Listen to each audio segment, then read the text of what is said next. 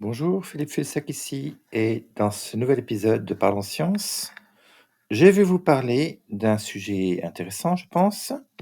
Voilà, donc c'est le sujet du jour.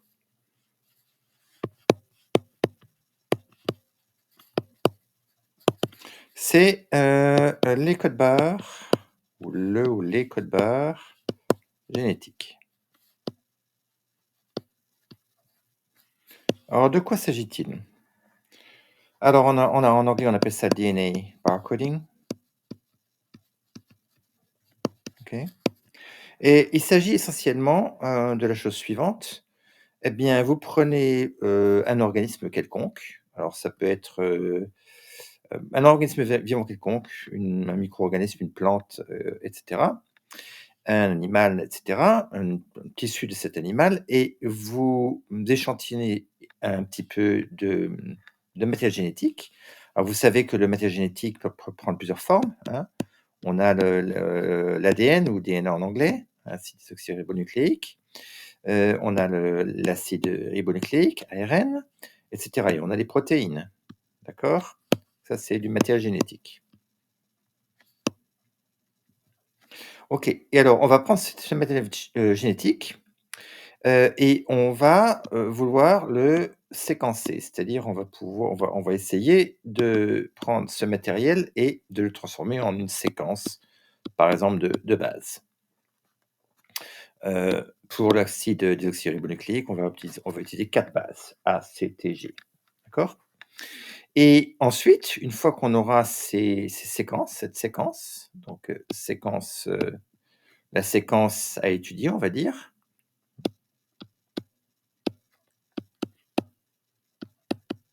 OK. On va, soumettre une, recherche. On va rechercher si cette séquence,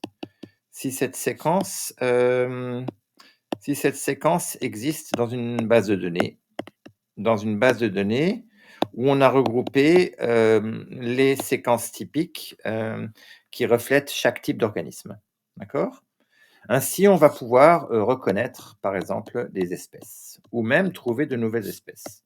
Reconnaître des espèces ou même découvrir des espèces. Découvrir des espèces. L'idée étant que vous allez découvrir une espèce quand elle n'est pas dans votre base de données. Donc ça, ce problème-là, ce problème des codes barres génétiques pose plein de questions, notamment des questions mathématiques intéressantes. Alors je vais commencer non pas par des mathématiques, mais je vais commencer par un petit, résumé de biologie moléculaire. Alors, quand vous regardez le matériel génétique, typiquement, les acides, nucléiques que vous considérez ont la structure suivante qui est marquée, qui est indiquée ici, dans ce schéma ici. OK? Donc vous voyez que vous avez, un sucre ici, des phosphates ici, et là, une base, azotée. Par exemple, pour l'ADN, cette base azotée, sera soit A, soit T, soit G, soit C. D'accord? Et là, dans ces sucres-là, on a l'habitude de noter, les carbones, donc de la manière suivante: 1, 2, et cetera, 3, 4, 5, hein. On a une chaîne de carbone ici, d'accord? Et on fait donc la différence entre les ribonucléotides, l'acide désoxy ribonucléique, et puis l'acide, le didéoxynucléotide. Alors je vais vous montrer de quoi il s'agit, comment est-ce qu'on peut les reconnaître. On regarde tout simplement, ici, on regarde simplement dans les positions des carbones, on regarde si on trouve le groupe hydroxyle, aux positions 2 et 3. D'accord? Donc, si vous ne trouvez que des, hem, si vous trouvez 2 H, hein, si vous trouvez, heu, si vous ne trouvez aucun groupe, hydroxyle, OH, sur les carbones notés en position 2 et 3, alors on appelle ça un DDNTP. DDNTP, donc DDNTP,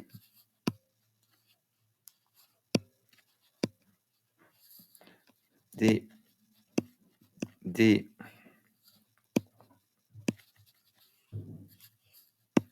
DDNTP.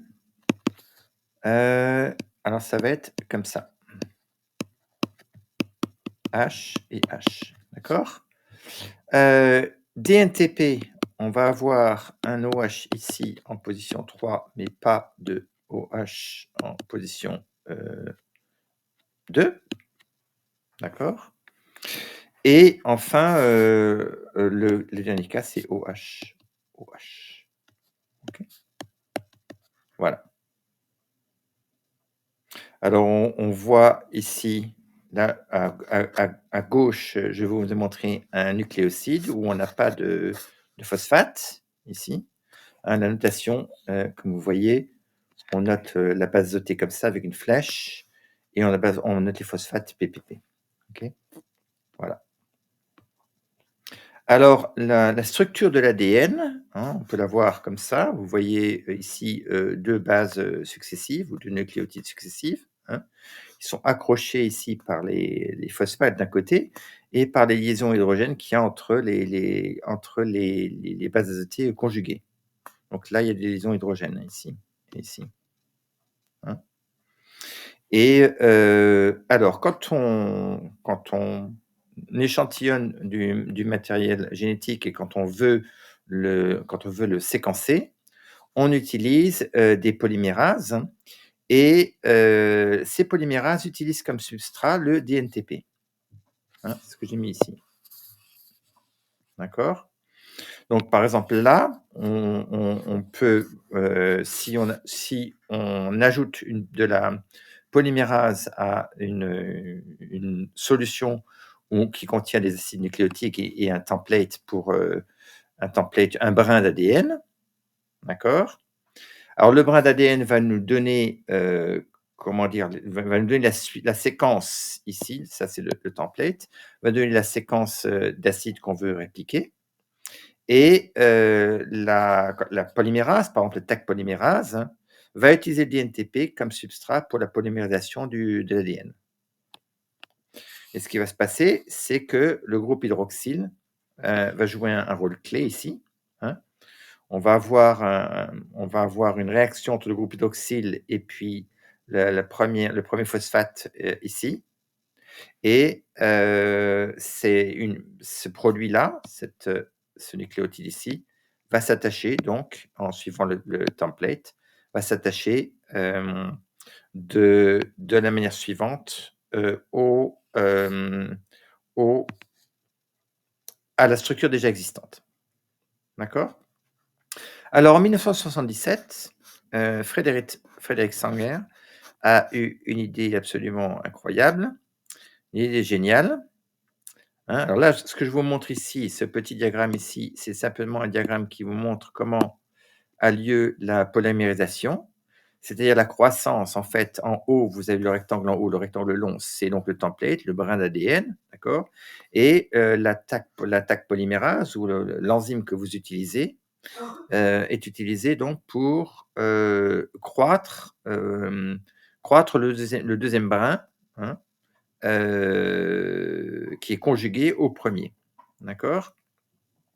Et ça, ça se passe par un processus de polymérisation qui est encouragé par cette polymérase. Là, vous voyez ici, hein, les bases du bras du template et ici les bases conjuguées, donc T pour A pour T et C pour G, hein, qui ont été obtenues, par ce mécanisme d'attachement ici. D'accord? Alors l'idée de Sanger, ça a été de dire que si on ajoute, si on ajoute non pas des produits DNTP, mais des produits DDNTP, donc didéoxyde, OK? Donc ceux qui n'ont pas de groupe OH, ici, d'accord? Alors ils ne vont pas pouvoir la réaction va devoir se stopper puisqu'on ne va pas pouvoir, s'attacher au reste du au reste du brin qui se construit. D'accord? Donc les DD-NTP jouent le rôle de stop. Je vais mettre comme ça. DD-NTP joue le rôle de stoppeur de réaction. Stoppeur de réaction. OK? Bon. Alors du coup, l'idée de Sanger, ça a donc été pour séquencer donc l'ADN, c'est donc la suivante. Donc on prend des tubes, on prend 4 tubes.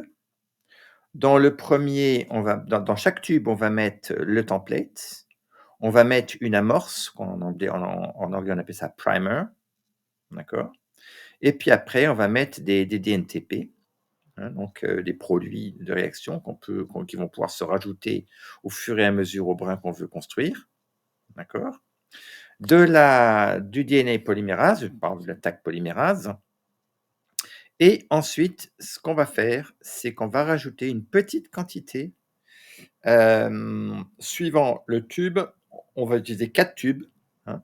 Donc il y aura finalement 4 canaux finalement de réaction, voilà. Donc il y aura le canot pour A, le canot pour T, le canot pour G et le canot pour C. D'accord? Canal pour A, canal pour T, canal G pour C. OK. Et donc on va rajouter ces nucléotides, donc qui manquent leurs 2 groupes hydroxyle en position, donc 2 et 3. On va les rajouter, alors et on va rajouter du ADDNTP ici, pour le tube 1, du TDNTP, et cetera. D'accord? Donc c'est-à-dire que la base azotée sera un A ici, sera un T ici, un G ici et un C là. D'accord? OK. Donc qu'est-ce qui va se passer? Ce qui va se passer, c'est qu'on va obtenir dans le tube 1, on va obtenir, des bases, des séquences qui vont nécessairement s'arrêter sur un A. D'accord?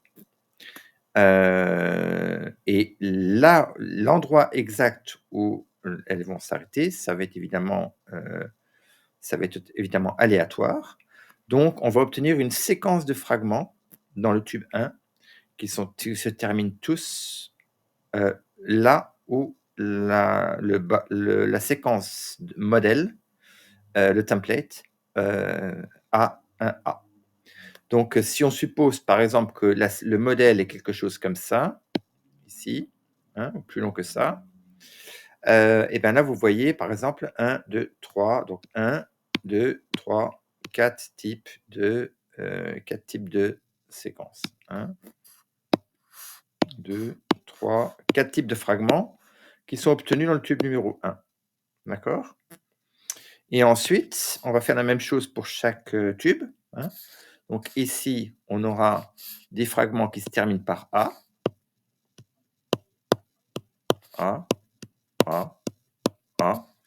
Des fragments se terminent par T, d'accord? Et tous ces fragments-là sont des fragments qui se terminent par G et des fragments qui se terminent par C, ici, OK? Évidemment, tous ces fragments-là sont des segments qui sont contenus, qui sont des répliques de parties, de segments contigus, du modèle. D'accord? Et donc, ce qu'on va faire, c'est qu'on va soumettre ces fragments à une électrophorèse. Donc on va les faire migrer dans un champ électrique et on va les soumettre à un champ électrique. Alors là, les ions vont être soumis à une force, QE, d'accord? La Évidemment, la longueur d'une séquence, plus une séquence est longue, plus sa masse est élevée. Donc les séquences qui sont plus longues vont migrer, moins loin, elles sont plus lourdes, ont plus d'inertie et les séquences les plus courtes vont migrer plus loin. D'accord? Donc on va pouvoir reconstruire, alors on peut visualiser ça en réalisant ce qu'on appelle un autoradiogramme. On va en fait les DD NTP sont radioactifs et donc on va exposer OK, donc on va exposer le gel de l'électrophorèse à des rayons X et on va obtenir, une photographie qu'on appelle un autoradiogramme qui va nous montrer, les longueurs ici, vous avez les longueurs de segments ici, les longueurs de segments pour chaque tube. Donc là, vous voyez par exemple, alors je vais vous donner un exemple ici, donc pour A, hein, on va avoir, donc ça ici, on a, essentiellement les positions. Donc base numéro 1, base numéro 2, base numéro 3, base numéro 4, le long, du template, d'accord? Et voilà, et chaque fois qu'on va trouver, une marque ici, on saura qu'il y a un A. Donc ça, c'est pour le tube A et cetera, et on aura la même chose, on aura les C ici, on aura les G là et on aura les T là. De cette manière, on peut reconstruire la séquence d'ADN de l'organisme. OK? Donc ça, c'est le principe du séquençage, Sanger.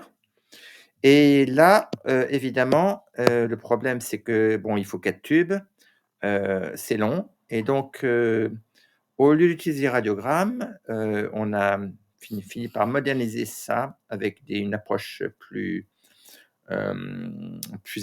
efficace, qui est l'approche de fluorescence. Donc on peut avoir une version du séquençage de Sanger, OK, Sanger fluorescent, où au lieu d'avoir un label qui est radioactif, on utilise, finalement un pigment où, on utilise la fluorescence et on détecte simplement avec des CCD, avec des caméras CCD, des appareils photo CCD, on arrive à mesurer la quantité de lumière émise par chaque, chaque label fluorescent, d'accord? Et donc l'avantage, c'est qu'on peut utiliser un seul tube au lieu de 4, d'accord? Et et et et on verra au lieu de voir ces canaux en parallèle, ici comme ici, on les voit en parallèle, on voit simplement maintenant, on les voit en couleur, dans un canal, finalement, dans un seul canal. On a un seul canal et on a maintenant, voilà, bon, je pourrais utiliser de la couleur, mais c'est ça. Donc, partout, on a la même couleur, par exemple le rouge, hein, on aura, du A, red, rouge, A, yellow, ça serait peut-être C et puis, voilà, il suffit d'utiliser un autre pigment pour chaque type de base.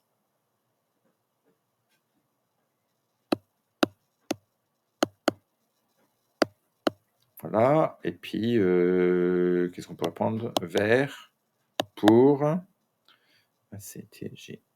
Voilà, guanine. OK? Donc voilà, ça c'est pour le principe du séquençage. Aujourd'hui, on fait des choses plus sophistiquées parce qu'on peut utiliser, on appelle ça du séquençage nouvelle génération, NGS, OK? Avec des capillaires, avec des lecteurs CCD qui sont intégrés et on a donc des moyens très, très rapides et très efficaces de séquencer. D'accord? Donc, conclusion de cette première partie, on sait comment OK, on sait comment obtenir des séquences. Les séquences génétiques. OK? Alors, maintenant dans la deuxième partie de cet petit exposé, ce que je vais faire, c'est que je vais vous montrer comment on peut utiliser ces séquences. Alors, utiliser ces séquences, ce qu'on va vouloir faire, c'est qu'on va vouloir les comparer, comparer les séquences, la séquence de l'organisme à la séquence de la base de données, ce que j'ai montré ici. Donc ça, c'est la séquence de votre organisme. Vous demandez ce que c'est, hein. Ça peut être un petit peu d'ADN que vous avez trouvé, quelque part. Vous voulez savoir qu'est-ce que c'est comme organisme, ou ça peut être une larve de moustique, vous ne savez pas exactement qu'est-ce que c'est comme espèce, parce que vous n'avez pas tous les caractères morphologiques, et cetera. Et là, ici, vous avez une base de données qui est annotée. Annotée, donc ça, on va dire ça, c'est, voilà, une espèce, S. OK? Donc vous avez un catalogue finalement de séquences ici et le label, l'espèce. OK? Donc ici vous avez hop, les séquences ici, la séquence et là vous avez le label. OK? Avec le nom de l'espèce. Bon, alors le problème, ça va être donc d'essayer d'apparier votre séquence, votre échantillon, d'essayer de l'apparier avec toutes ces séquences-là et de regarder si vous trouvez des ressemblances entre la séquence de votre organisme et ces séquences ici que vous observez dans votre base de données. D'accord? Alors, le programme le programme le plus connu pour ça, c'est un programme qu'on appelle BLAST. OK. Alors, BLAST,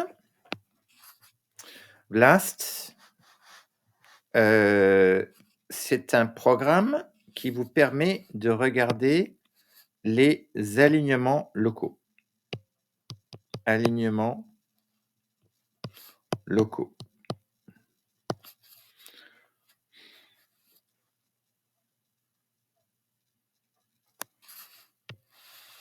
En effet, quand on regarde des problèmes d'alignement, c'est-à-dire quand on essaie de comparer, une séquence de nucléotides à une autre séquence, on peut soit essayer, de trouver des alignements globaux.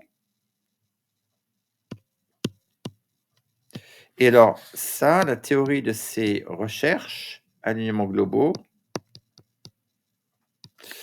ça, c'est un problème qui a été traité par Needleman et Wunsch. C'est eux qui ont proposé le premier algorithme dans les années 70.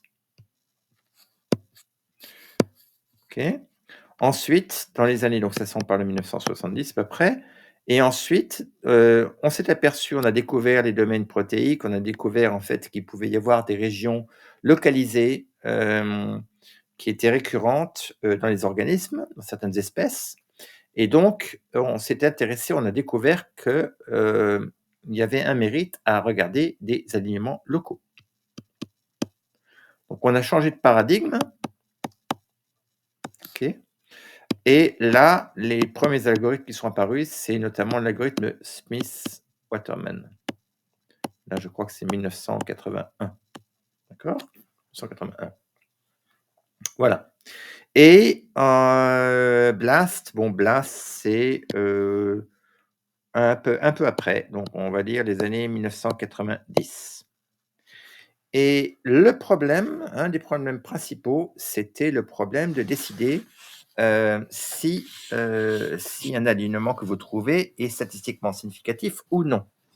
Et donc le problème a été, de savoir, comment peut-on développer un modèle mathématique qui nous permette de décider si un alignement ou une similarité que nous trouvons entre nos séquences et des séquences, ou contenues dans une base de données, sont vraiment le signe que vous avez détecté un match, hein, vous avez détecté que 2 espèces sont les mêmes, par exemple, ou non. La nature de la recherche, ça dépend, de beaucoup de choses parce que soit vous faites des demandes, soit vous êtes en train de regarder, de l'acide du DNA, hein, soit vous êtes en train de regarder du RNA, soit peut-être vous êtes en train de regarder des séquences et vous voulez la parier à de des des bases de données de protéines, par exemple, hein, hem et vous voulez faire ça évidemment très rapidement. Alors, je ne vais pas vous parler vraiment, trop de BLAST, mais je vais vous donner, une idée des mathématiques qu'il y a derrière ça. Alors pour ça, ce qu'on va faire, c'est qu'on va utiliser un modèle très simple qui est un modèle de marche aléatoire.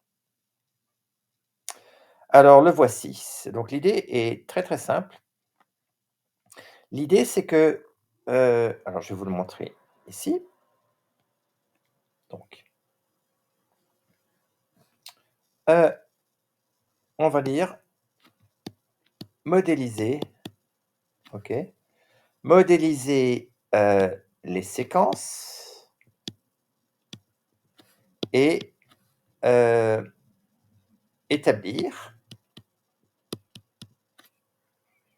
établir les propriétés statistiques,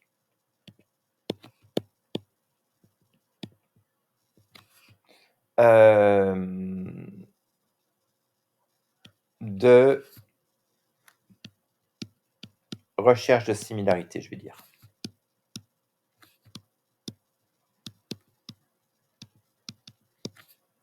Alors qu'est-ce qu'on va utiliser comme modèle? Comment est-ce qu'on va modéliser notre séquence? Eh bah, tout simplement, on va utiliser un modèle, nul, qui est simplement un modèle où les séquences sont aléatoires. Et plus précisément, on va supposer qu'on a un alphabet de de de base, mettons la R base. Par exemple, pour le DNA, on aurait, 4 R égale 4, ACGT. Pour, l'ARN, on aurait, R égale 20. Et puis si on regarde des codons et cetera, on aurait peut-être R égale, de l'ordre de 60, d'accord? Toujours est mais la théorie marche de toute façon, de manière générale. On suppose simplement que notre séquence est une séquence de lettres qui appartiennent à cet alphabet. Alors, on va supposer que la lettre A1 a une certaine probabilité P1 d'apparaître, la lettre A2 une probabilité P2, et cetera. Une lettre AR a une probabilité PR d'apparaître. Évidemment, la somme des pays est 1. D'accord? Et on va supposer que notre séquence est faite, alors le modèle le plus simple, on va supposer qu'on tire indépendamment. Donc, si on a une séquence de longueur n, une séquence aléatoire de n lettres, d'accord? On va supposer que les xi sont donc, indépendants, ID, qui sont tirés de cette loi multinomiale finalement, de cette loi multinomiale.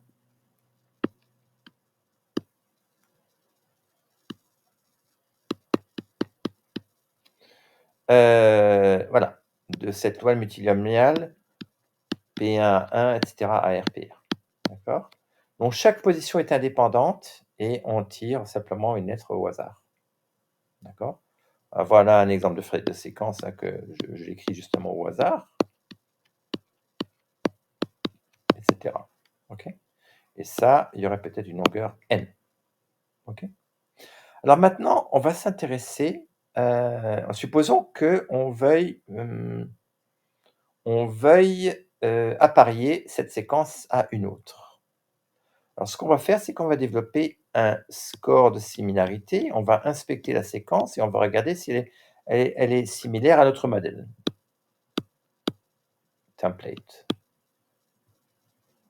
OK? Donc on compare cette séquence-là à celle-là. D'accord? Alors si par exemple on commence pareil, ici, A, C, et puis après ici c'est pas le même, D, on va simplement quantifier, donc on va parcourir la séquence ici de gauche à droite, on va le parcourir comme ça dans ce sens-là, d'accord? Et on va développer simplement un score suivant les lettres qu'on voit. Donc ici on a A, on essaie de la parier avec la lettre en position homologue. OK? A égale à A, donc on va donner à ce match, on va donner un score, on va dire OK, très bien, le score c'est plus 1. C'est le score que j'avais plus 1. D'accord? Et on va donc calculer un score cumulé. OK? D'accord? Alors, ce qui va se passer, c'est que notre score cumulé va peut-être augmenter et peut-être diminuer. D'accord? Alors ici, sur cet axe-là, là je représente la position et là je représente le score. Donc finalement, ce qui se passe, c'est qu'on a une marche aléatoire le long de cet espace-là. Hein. Si je regarde ça upside down, si je regarde ça à l'envers, hein, voilà l'espace des scores, d'accord? Et donc, on peut soit augmenter le score, soit le diminuer, soit l'augmenter, et cetera, d'accord? Et là, on a un processus aléatoire.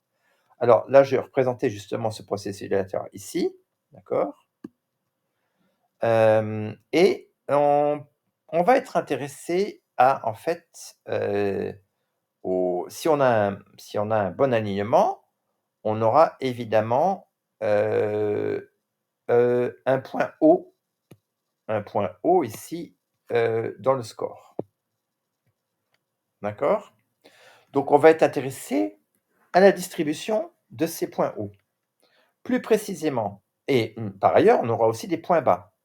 Alors, par exemple ici, on va définir ce qu'on appelle des points des points de base, ladder points. Et ces points de base-là sont les points où le score cumulé atteint sa valeur la plus basse jusqu'ici. On commence par là, évidemment, on commence par quelque chose et vous voyez ici, chaque fois que j'atteins un finalement un minimum absolu sur la séquence que j'ai eue jusqu'ici, hein, donc en passant de 0 à t si vous voulez, en appelant ça le temps. Alors, on appelle ça des points de base, ladder points, OK? Et vous en avez 3 ici. Et donc entre 2 points de base, on a des excursions vers des hauts. Comme ici, par exemple, entre le 2e et le 3e point de base, on a une excursion vers une hauteur ici qui est maximale ici. Le score atteint un maximal ici, d'accord? Et donc ce qu'on va vouloir faire, c'est qu'on va vouloir, en fait, regarder quand est-ce que cette marche aléatoire ici, hein, cette marche aléatoire, que l'on suit comme ça, OK, donc marche aléatoire dans cette direction. Quand est-ce que cette marche aléatoire est absorbée par, des frontières, mettons en A, en B ou en A? D'accord? Donc on va vouloir calculer la probabilité, hein, supposons alors qu'est-ce que je veux dire par frontière capturée? Supposons qu'on place 2 horizontales ici, hein, qui sont un score minimal et un score maximal, d'accord? Et on continue notre marche aléatoire, on continue d'explorer tant qu'on n'a pas atteint ni le score minimal, ni le score maximal. Dès qu'on atteint le score minimal A, on arrête. Et évidemment, le temps qu'il nous faut pour faire ça est aléatoire. Le nombre d'étapes qu'il nous faut pour faire ça est aléatoire. Et de la même manière, on arrête si on atteint B, hein. On parle de parois absorbantes, hein. On a donc une marche aléatoire et on cherche la probabilité d'être absorbé, par exemple en B, quand on commence à une certaine hauteur h. On va appeler ça WH. Alors, comment est-ce qu'on peut calculer cette probabilité? Alors, on peut la calculer de manière très simple. Alors là, j'ai représenté de nouveau aussi de nouveau aussi les points de base et les excursions, hein. Donc vous voyez ici, là, ce sont les points de base, ici. Ça, c'est les points de base, qui sont les minimums absolus qu'on atteint jusqu'ici.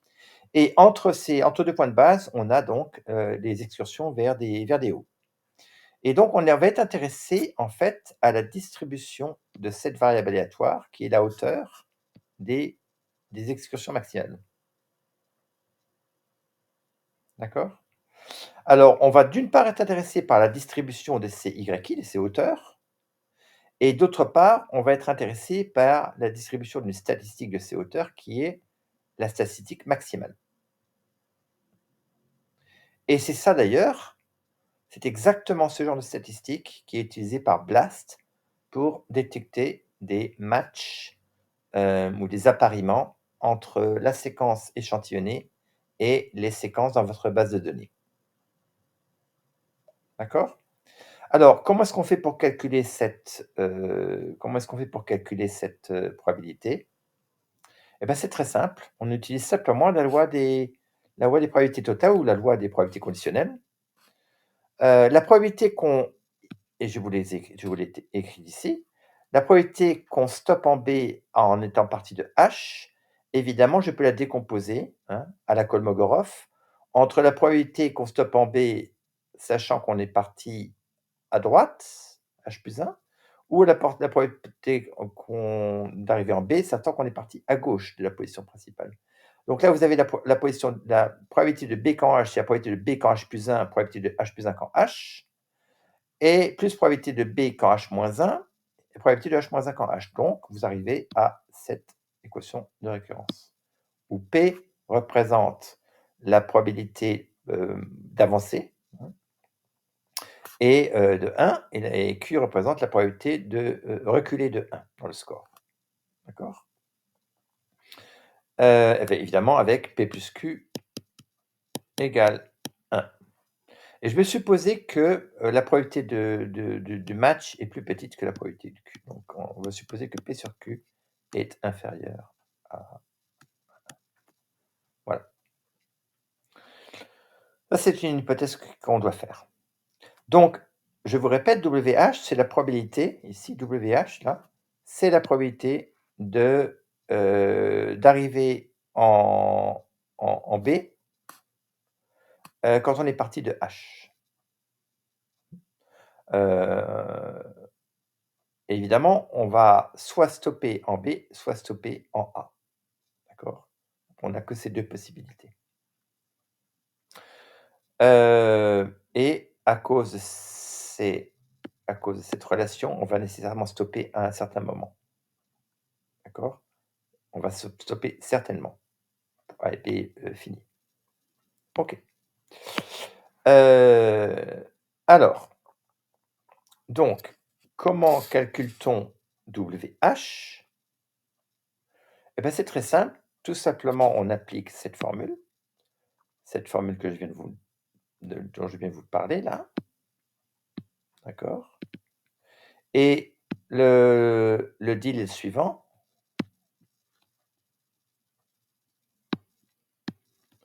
Alors, je vais vous le montrer comme ça. Je vais vous montrer en fait, je vais pas faire toutes les étapes, mais je vais vous montrer l'idée. Donc on a WH+1 égale à P, W WH égale PWH+1 plus QWH-1. Ce qu'on va faire, c'est qu'on va dire ici que ça c'est pareil que 1 fois, et 1 c'est P plus Q. Donc on a P plus Q WH égale à PWH+1 plus QWH-1. OK? Et donc, si on réécrit ça, on peut écrire que WH+1 moins WH divisé par WH moins WH-1 égale à Q sur P. On va appeler ça ρ. Alors, vous pouvez très facilement vérifier que ça implique ça.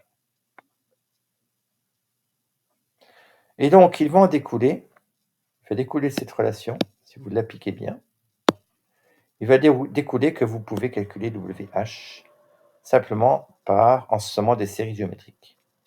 Sommer des séries géométriques de raison ρ. OK? Et donc, vous allez arriver aux formules suivantes. Vous allez arriver aux formules suivantes. Très simplement, vous arrivez aux formules suivantes. Alors vous pouvez donc WH est tout simplement égal à ρ puissance H moins 1 divisé par ρ puissance B moins 1 moins 1. OK. Alors similairement, vous pouvez, définir une probabilité UH, qui est la probabilité de stopper en A, quand on part de H, et on va avoir une expression duale ici. D'accord? Ici.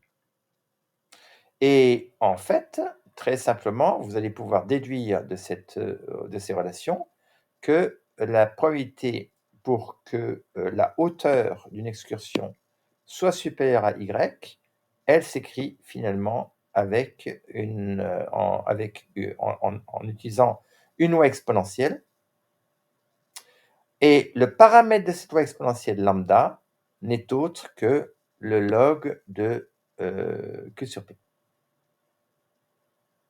Et comme nous avons choisi Q, plus grand que P, d'accord?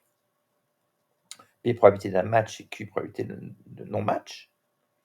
Donc, vous aurez automatiquement que lambda est positif, d'accord? Ce qui est une des hypothèses du modèle. Alors, c'est exactement ça qui est à la base, du modèle développé par Carlin, Sam Carlin, avec, dans les années 1990. Alors pour être honnête, Sam Carlin, donc il a, effectivement montré donc, que, la probabilité qu'on dépasse une certaine hauteur, donc probabilité que y soit plus grand que y, effectivement est de cette forme, avec une constante c qui est difficile à calculer, mais qu'on peut calculer. Et il a aussi montré qu'on pouvait interpréter lambda comme étant le paramètre qui est la solution de cette équation. D'accord?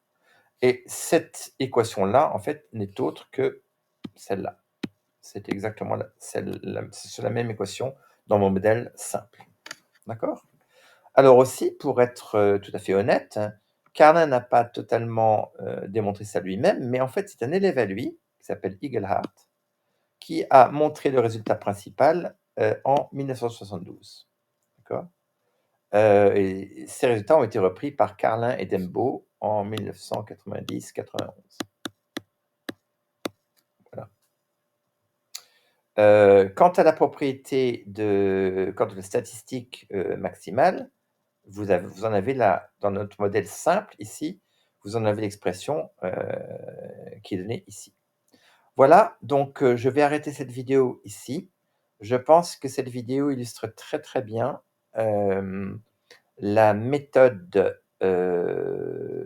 qui est utilisée, la méthode statistique qui est utilisée pour calculer les p-valeurs, et le modèle de base vraiment qui est sous-jacent à BLAST. Alors BLAST, c'est, si vous regardez le nombre de citations, 100 000 citations. C'est probablement un des papiers les plus cités de tous les papiers sur internet, et qui est très largement utilisé. Donc les applications, enfin le domaine d'application est immense, hein. Donc je pense que c'était quand même intéressant de voir que tout cela se résume finalement à une analyse très simple, qui est une analyse, heu, de marche aléatoire, comme celle qu'on voit dans ce schéma, avec finalement un calcul de capture. Voilà, c'est tout pour cette vidéo.